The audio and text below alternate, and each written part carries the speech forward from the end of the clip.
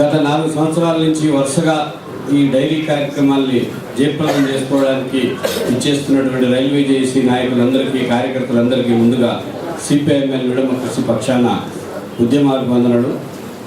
మిత్రులారా, 4 సార్లుగా జరిగినటువంటి డైరీలో ఈ డైరీ ఆవిష్కరణ కార్యక్రమాల్లో పాల్గొన్న వాళ్ళ నాయకులు కేంద్ర ప్రభుత్వంలో మంత్రులుగా ఉన్నారు, రాష్ట్ర ప్రభుత్వంలో మంత్రులుగా ఉన్నారు. ఇప్పుడే మన నాయన నరసింహారెడ్డి గారు వచ్చిపోయారు. అంతేకాకుండా మహారాష్ట్ర గవర్నర్గా విద్యాసాగర్ రావు గారు ఉన్నారు. ఇంకా చాలామంది ఉన్నారు. తెలంగాణ రాష్ట్ర ప్రజల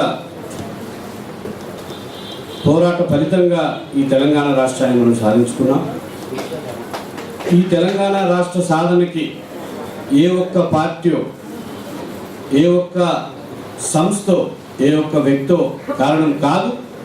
ఈ తెలంగాణలో ఉన్నటువంటి 4 కోట్ల మంది ప్రజలు పోరాడి సాధిస్తేనే, సకల జనుల సమ్మె లాంటి ఒక మిలిటెంట్ సమ్మెలు జరిగితేనే తెలంగాణ వచ్చిందనేటువంటి వాస్తవాన్ని మనం గుర్తించాలి. ఈ వచ్చిన తెలంగాణ కూడా సంపూర్ణ తెలంగాణ కాదు అనేటువంటిది మా అభిప్రాయం.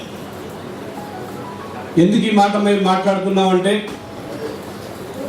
ఆంధ్రప్రదేశ్ పునర్వ్యవస్థీకరణ చట్టంలో చాలా అంశాలు ఆటంకంగా ఉన్నాయి. మనం తెలంగాణ రాష్ట్రాన్ని సాధించుకున్నప్పటికీ కూడా ఇవాళ హైదరాబాద్ నగరం మీద దాదాపు తెలంగాణలో 1/3గా ఉన్నటువంటి, దాదాపు 1 కోటి జనాభాగా ఉన్నటువంటి హైదరాబాద్ నగరం మీద పెత్తనం, లేకపోతే ఇవాళ రాష్ట్ర మంత్రివర్గం కూడా ఒక తీర్మానం చేస్తే ఆ తీర్మానాన్ని కూడా బేఖాతరు చేసేటువంటి పరిస్థితికి ఇవాళ ఉన్నది. గవర్నర్ గారి ఆజ్ఞ లేకుండా, గవర్నర్ గారి ఆమోదం లేకుండా ఏ విషయం కూడా హైదరాబాద్లో చెల్లనేరదనేటువంటి విషయాన్ని మనం గుర్తించాలి. అంతేకాదు, ఇవాళ మనము అన్ని రంగాల్లో విడిపోయాం. ఇప్పటికీ రాష్ట్ర ప్రభుత్వ ఉద్యోగుల్లో ఆంధ్ర కానీ తెలంగాణకు కానీ కొంతమంది ఆఫీసర్లకు సంబంధించినటువంటి సెంట్రల్కి సంబంధించిన విభజన జరిగినప్పటికీ కూడా మార్చి 31 వరకు పూర్తయ్యేటువంటి క్రమమే ఇంకా తీసుకుంటుంది. 8 నెలలు అయినప్పటికీ మనకు హైకోర్టు లేదు. హైకోర్టు కావాలని పెద్ద ఆందోళన ఆంధ్ర ప్రాంతంలో, గుంటూరులో ఒక బెంచి కావాలని దాదాపు 100 రోజులు 200 రోజులు నిరాహార దీక్షలు జరిగినటువంటి సందర్భం ఉన్నది. అంటే ఇక్కడ చెప్పదలుచుకున్నది, ఇవాళ తెలంగాణ మీద ఆంక్షలు ఉన్నాయి, ఇవాళ తెలంగాణ మీద షరతులు ఉన్నాయి, ఇవాళ తెలంగాణ మీద నిషేధాలు కూడా ఉన్నాయి. అందుకే తప్పనిసరిగా మనం రానున్న కాలంలో సంపూర్ణ తెలంగాణ కోసం ఉద్యమించడం అనేటువంటిది చాలా ముఖ్యమైనటువంటి విషయం. ఇక మనం సాధించుకున్నటువంటి తెలంగాణలో పెద్దలు నాయన నరసింహారెడ్డి గారు ప్రభుత్వంలో ముఖ్యమైనటువంటి మంత్రిగా ఉన్నారు కాబట్టి వారి ప్రభుత్వం ఏం చేయదలుచుకున్నది అనేటువంటి విషయాన్ని వారు చెప్పారు. అది వారి ధర్మం. కానీ ఇవాళ ప్రజలు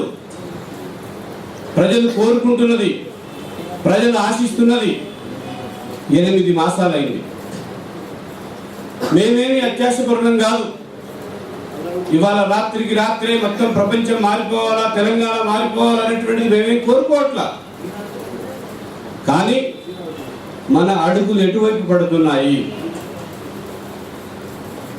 మనం ఎన్నికల ముందు ఏం చెప్పాం, ఇవాళ మనం ఏం చేస్తున్నాం? 8 నెలలు చాలు మన ప్రభుత్వ దశని చూపించడానికి. అన్ని వాగ్దానాలే కొనసాగుతున్నాయి.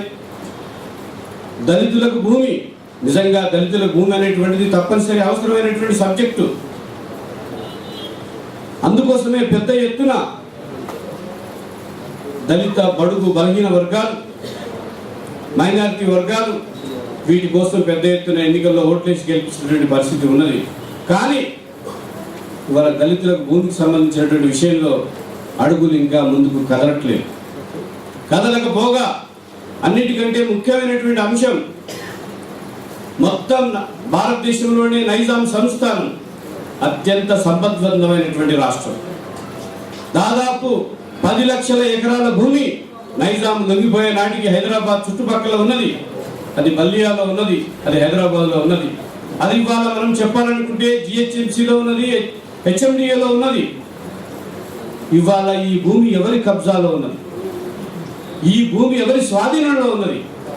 ఈ భూములు ఎవరికి దక్కాల? ఇది చాలా కీలకమైనటువంటి విషయం. టిఆర్ఎస్ ప్రభుత్వం అధికారంలోకి వచ్చిన తర్వాత ఈ భూముల మీద ఒక శ్వేతపత్రం విడుదల చేయాల్సి ఉండే. ఏ ఆంధ్ర పెత్తనం పోవాలని మనం ఆ రోజు మాట్లాడాము.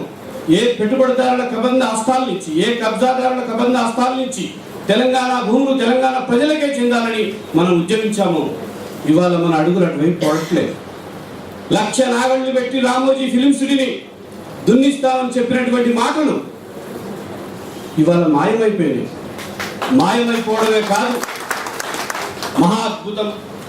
రామోజీ ఫిలిం సిటీ ఒక అత్యంత అద్భుతమైనటువంటి ఒక చారిత్రక వారసత్వ సంపదగా ఇవాళ మనం కీర్తిస్తున్నాం. అంతేకాదు, ఇవాళ హైదరాబాద్ నగరాన్ని పెద్దల నాయన నరసింహారెడ్డి గారు చెప్పారు. వాస్తవమే, నైజాం కాలంలో ట్యాంక్ బండ్లో ఉండేటువంటి నీళ్ళని మంచినీళ్ళుగా తాగేటువంటి సందర్భం ఉన్నది. కానీ ఆ నీళ్ళని కలుషిత కాసారంగా చేసి ఇవాళ ఆ రోడ్డు మీద వెళ్తే కూడా కనీసం ముక్కు మూసుకోకుండా పోయేటువంటి పరిస్థితిని ఎవరు కల్పించారు? ఆంధ్ర పాలకులు, పెద్ద పెద్ద ఫార్మా కంపెనీలు. కానీ ఇవాళ దాన్ని మీరు పరిశుభ్రం చేస్తామంటున్నారు, మంచినీటి సరస్సుగా మార్చుతామంటున్నారు. సంతోషమే, కానీ మేము మాలాంటి వాళ్ళని నమ్మడానికి సిద్ధంగా లేదు. మీరు ఈ మాటలు అంటున్న సందర్భంగానే హెడ్రోకి చెందినటువంటి పార్థ సారథి రెడ్డి ఇంట్లో, లేదా మొత్తం ఫార్మా కంపెనీలకు అధిపతిగా ఉన్నటువంటి పార్థ సారథి రెడ్డి గారితో ఇవాళ మీరు ఏమి మంతనాలు ఆడుతున్నారు? KG to PG education, compulsory education, free education. సంతోషం, తెలంగాణ ప్రజలు కోరుతున్నది, విద్యార్థులు కోరుతున్నది అదే. కానీ ఇవాళ జరుగుతున్నది ఒకవైపున కేజీ టు పీజీ అని మీరు మాట్లాడుతున్నారు, మీ వాగ్దానంలో ఇచ్చారు. భగవద్గీతగా, ఒక బైబిల్గా, ఒక ఖురాన్గా చెప్తున్నటువంటి మీ టిఆర్ఎస్ మేనిఫెస్టోలో మీరు అది చెప్పారు, కంపల్సరీగా ఫ్రీ ఎడ్యుకేషన్ అని. కానీ వాస్తవంలో మీ పార్టీకి చెందినటువంటి పార్లమెంటు సభ్యులు కొంతమంది ప్రైవేటు యాజమాన్యాలకి, ప్రైవేటు స్కూల్ అధిపతులకి మీ స్కూల్స్ ఎక్కడ పోవు, మీకు మేము గ్యారంటీ ఇస్తామని మాట్లాడుతున్నారు. దేన్ని నమ్మాలా? ఇవాళ చైతన్య, నారాయణ మొత్తం తెలంగాణలో విద్యా వ్యాపారాన్ని, వేల కోట్ల రూపాయల వ్యాపారాన్ని చేస్తూ ఉన్నాయి. ఇవాళ చైనా గారి ముందుకు వస్తూ ఉన్నాయి. అలాంటి వ్యాపార సంస్థల్ని, అలాంటి కార్పొరేట్ సంస్థల్ని తెలంగాణ గడ్డ మీది నుంచి పారద్రోలాలా, లేదా వాళ్ళకి ఇక్కడ మనము భద్రత కల్పించాలా, వాళ్ళని కొనసాగించాలా? ఇవి నిషేధించాలని మేమేం మాట్లాడట్లేదు. నిషేధిస్తే నిషేధం అయ్యేవి కాదని మాకు తెలుసు. కానీ మేము కోరుతున్నది, ఈ తెలంగాణలో ఉండేటువంటి మట్టి బిడ్డ, ఈ తెలంగాణలో ఉండేటువంటి ఒక సగటు రైల్వే ఉద్యోగి కావచ్చు, ప్రభుత్వ ఉద్యోగి కావచ్చు, లేకపోతే ఒక కూలి చేసుకున్నటువంటి వాడు కావచ్చు, కనీసం ఇవాళ లక్షల రూపాయలు పెట్టి చదివించలేని పరిస్థితుల్లో కనీసం శ్రీ చైతన్యలో లేదా నారాయణలో ఫీజుల్ని నిషేధాన్ని పక్కన పెట్టండి, ఫీజుల్ని మీరు నియంత్రిస్తారని మేము మాట్లాడదలిచాం. ఫీజులను నియంత్రించే చర్యలు మీరు చేపట్టండి మేము కోరుతున్నాం. డబుల్ బెడ్రూమ్ ఫ్లాట్ కావచ్చు, అనేక వాగ్దానాలు కావచ్చు. ఈ వాగ్దానాలు అమలయ్యేటువంటివి మనం చూస్తూ ఉంటే సంవత్సరాలు గడిచిపోయేటువంటి అవకాశం ఉన్నది. అందుకే ప్రొఫెసర్ కోదండరామ్ గారు చాలా స్పష్టంగా చెప్పారు, తెలంగాణ జేఏసీ ఏర్పడేటువంటి తొలినాళ్ళ నుంచి తెలంగాణ వచ్చేంత వరకు కూడా తెలంగాణ జేఏసీ 2 కర్తవ్యాలతో ఏర్పడది, 2 లక్ష్యాలతో ఏర్పడది. ఒకటి తెలంగాణని సాధించుకోవడం, 2 సాధించుకున్న తెలంగాణని ప్రజలందరి పరం చేయడం. ప్రజలందరూ అందులో తప్పనిసరిగా ఈ తెలంగాణలో ఇప్పటి వరకు అణగారిన వర్గాలుగా ఎవరైతే ఉన్నారో, అది దళితులు కావచ్చు, ఆదివాసీలు కావచ్చు, బలహీన వర్గాలు కావచ్చు, మైనారిటీలు కావచ్చు, ఈ పేదలందరికీ కూడా తెలంగాణలో ఒక సమిష్టమైనటువంటి స్థానం, ఒక ఉపాధి, ఒక గౌరవం, ఒక స్వేచ్ఛ, అన్నిటికి మించి గౌరవప్రదంగా బతికేటువంటి ఒక అవకాశం, అది ఒక మానవీయ విలువలతో కూడినటువంటి తెలంగాణ కావాలా. దానికోసం తెలంగాణ జేఏసీ కొనసాగుతుందనేటువంటి విషయాన్ని తెలంగాణ వచ్చిన తర్వాత కూడా ప్రొఫెసర్ కోదండరామ్ గారు చెప్పారు. అందుకని ఇవాళ మొత్తం మనం చరిత్రలో కనుక చూసుకుంటే మన ఉద్యమించని ఏ కోరికలు మనం సాధించుకోలేదు. పోరాడితేనే మన సమస్యలు పరిష్కారం అవుతాయి తప్ప ఎవరో వస్తారు ఏదో చేస్తారని ఎదురు చూసి మోసపోకమని మహాకవి శ్రీ ఏనాడో చెప్పాడు. అందుకని ఇవాళ టిఆర్ఎస్ మేనిఫెస్టోలో చేసినటువంటి వాగ్దానాలు కావచ్చు, లేదా పెద్దలు నాయన నరసింహారెడ్డి గారు ఇక్కడి నుంచి మాట్లాడినటువంటి హామీలు కావచ్చు, వాగ్దానాలు కావచ్చు, ఇవన్నీ కూడా వాటంతట అవే సిద్ధిస్తాయని మనం కూర్చుంటే మళ్ళీ మనం చరిత్రలో మోసపోయేటువంటి అవకాశాలు ఉన్నాయి. తప్పనిసరిగా తెలంగాణ జేఏసీ కావచ్చు, మరో తెలంగాణ సంస్థలు కావచ్చు, ఈ తెలంగాణ ప్రభుత్వం మీద తప్పనిసరిగా చేసిన వాగ్దానాలను అమలు చేయించడం కోసం నిరంతరమైనటువంటి అప్రమత్తత ఉండాలా, నిరంతరమైనటువంటి జాగరూకంగా ఉండాలా. మన దిశ దశ ఎటుపోతున్నది, అడుగులు ఎటుపోతున్నాయి అనేటువంటి విషయంలో మనము విజిలెంట్ గా లేకపోతే మళ్ళీ మళ్ళీ మళ్ళీ చరిత్రలో మోసపోయేటువంటి అవకాశం ఉన్నది. కాబట్టి రైల్వే జేఏసీ మిత్రులు, రైల్వే జేఏసీ ఏదైతే ఇవాళ డైరీ ఆవిష్కరించుకుందో, తెలంగాణ రాష్ట్ర సాధన కోసం గతంలో డైరీలు ఆవిష్కరించుకుంటే ఇవాళ ఏర్పాటు చేసినటువంటి ఈ డైరీలో మనము సాధించుకున్నటువంటి తెలంగాణలో ఏమి చేసుకోగలిగాము, ఏమి చేసుకోలేకపోయాము అనే విషయాన్ని ఈ డైరీలో తప్పనిసరిగా రాసుకోవడం ద్వారా భవిష్యత్తులో ఇవాళ బంగారు తెలంగాణ, రకరకాల తెలంగాణను మాట్లాడుకున్నాం. బంగారు తెలంగాణ అనేటువంటి మీరు సాధిస్తే మంచిదే, కానీ బంగారు తెలంగాణ పేరుతో బతుకులు విధ్వంసం చేసేటువంటి పద్ధతుల్లో ఇవాళ తెలంగాణ ఉండడానికి వీల్లేదు. ఇప్పటికే గత పాలకులు, అది కాంగ్రెస్ కావచ్చు, తెలుగుదేశం కావచ్చు, అభివృద్ధి నమూనా పేరుతో హైదరాబాద్ అంతా కూడా విధ్వంసం చేశారు. తెలంగాణ ప్రాంతాన్ని బొందల గడ్డగా మార్చారు. ఇక్కడ ఉపాధి లేకుండా, ఇక్కడ ఉద్యోగాలు లేకుండా, ఇక్కడ ఉండేటువంటి నీటి వనరులు కావచ్చు, ఇక్కడ ఉండేటువంటి సకల సంపదల్ని కావచ్చు, సామ్రాజ్యవాదులకి, బహుళజాతి సంస్థలకి దోచిపెట్టే తాబేదారులుగా మారినటువంటి చరిత్ర ఈ తెలంగాణలో ఇప్పటివరకు వెళ్ళినటువంటి పాలకులకు ఉన్నది, ప్రభుత్వాలకు ఉన్నది అనేటువంటి విషయాన్ని గుర్తు చేసుకోవాలా.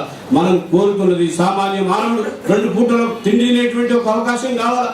ఆకాశ హర్మ్యాలు కాదు, లేకపోతే 60 అంతస్తులో 100 అంతస్తులో స్కైవేస్ ఇవాళ తెలంగాణ ప్రజలు కోరుకోవట్లేదు. మీ ఎన్నికల మేనిఫెస్టోలో కూడా ఇవి చెప్పట్లేదు. ఇవాళ దాదాపు హైదరాబాద్ 23 రాష్ట్రాలకు, 23 జిల్లాలకి హైదరాబాద్ ఏదైతే సెక్రటేరియట్ ఉన్నదో ఆ సెక్రటేరియట్ ఇవాళ వాటిని వాస్తు పేరిట మీరు ఇవాళ ఖాళీ చేసి అక్కడి నుంచి తరలించి చెస్ట్ హాస్పిటల్లో ఒక చారిత్రాత్మకమైనటువంటి పురావస్తు సంపదగా ఉన్నటువంటి ఒక చెస్ట్ హాస్పిటల్లో 62 ఎకరాల్ని ఖాళీ చేయించి మీరు అనంతగిరికి తీసుకెళ్తే సంతోషమే, దానిని మరింత డెవలప్ చేయండి. కానీ చెస్ట్ హాస్పిటల్ని తరలించి ఇంటిగ్రేటెడ్ సెక్రటేరియట్ పేరుతో మీరు అక్కడ దాదాపు బహుళ అంతస్తులు కావచ్చు, లేదా అక్కడ ఉండేటువంటి అనేక రకాల అవకాశాలు కావచ్చు, ఆ ప్రాంత ప్రజలకు ఉండేటువంటి వైద్య సౌకర్యాన్ని మీరు హరించవద్దని తప్పనిసరిగా ఈ పాత సెక్రటేరియట్ ఏదైతే ఉన్నదో ఆ సెక్రటేరియట్ కొనసాగించాలనేటువంటి విషయాన్ని మేము చెప్పదలిచాం. ఎందుకోసం అంటే ఈ సెక్రటేరియట్ అనేటువంటిది ఈ తరలింపు వెనుక, లేకపోతే హైదరాబాద్ లో ఉండేటువంటి హెచ్ఓడీల తరలింపు వెనుక తప్పనిసరిగా ఇది ప్రభుత్వానికి సంబంధించినటువంటి, ప్రజలకు సంబంధించినటువంటి లక్షల కోట్ల రూపాయల విలువ చేసే ఈ భూములు ప్రైవేట్ కార్పొరేట్ శక్తులకు దారాదత్తం చేసేటువంటి ఒక కుట్రగా ఉన్నది అనేటువంటి ఒక చేదు వాస్తవాన్ని కూడా మనం గమనించి ఉన్న సెక్రటేరియట్ ఇక్కడే ఉండాలా. తప్పనిసరిగా మీరు చెస్ట్ హాస్పిటల్ని అభివృద్ధి చేయాల్సిందే. తప్పనిసరిగా దాన్ని ఇంటిగ్రేటెడ్ హెల్త్ సెంటర్ గా చేయండి, అక్కడ హెల్త్ యూనివర్సిటీని పెట్టండి, మొత్తం సకల ఆరోగ్య సకల రోగాలని నివారణ చేసేటువంటి ఒక రీసెర్చ్ సెంటర్ గా మీరు వాటిని ఉంచాలనేటువంటిది. అంతేగాని అభివృద్ధి పేరుతో, ఇంటిగ్రేటెడ్ సెక్రటేరియట్ పేరుతో తెలంగాణ భూముల్ని, తెలంగాణ వనరుల్ని కార్పొరేట్ శక్తులకు మాత్రం అప్పగించేటువంటి కుట్రని తప్పనిసరిగా తెలంగాణ ప్రజానికం అడ్డుకోవాల్సిన అవసరం ఉన్నది. ప్రత్యేకించి రైల్వే జేఏసీ లాంటి ఒక 1974లో